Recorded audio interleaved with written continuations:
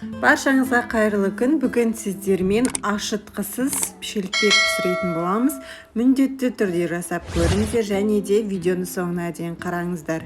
Өте керемет болып шығады.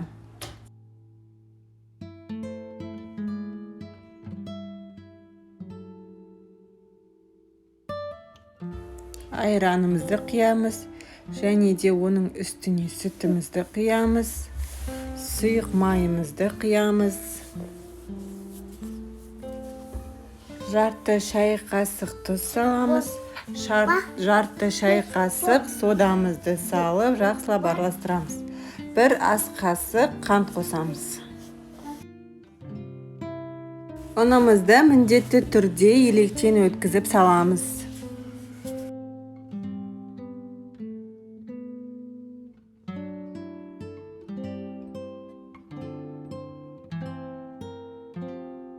Жақсылап иілеп, араластырып қамыр жасаймыз.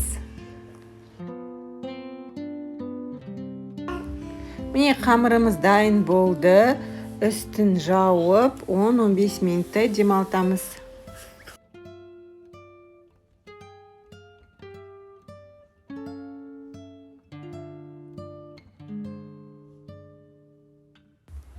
Дайын болған қамырымызды алып, бірдей етіп, 7 бөлікке бөліп аламын.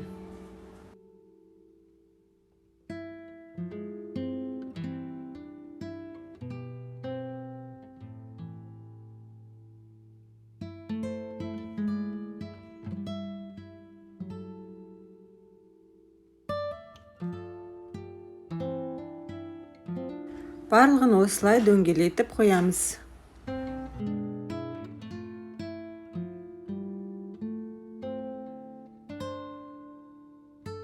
Тағы да бетін жауып, 10 минутқа қалдырамыз.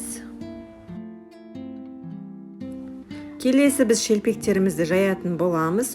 Жұқа етіп жаямыз, видеодағыдай көрсеңіздер болады.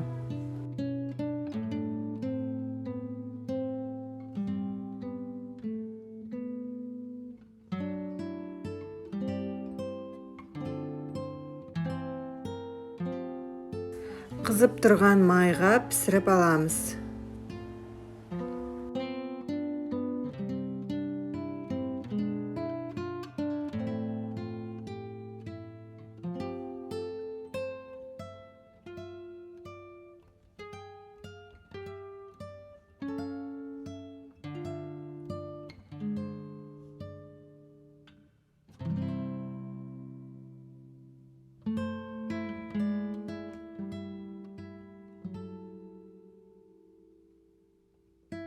Қыздар, міндетті түрде осы рецептпен жасап көріңіздер.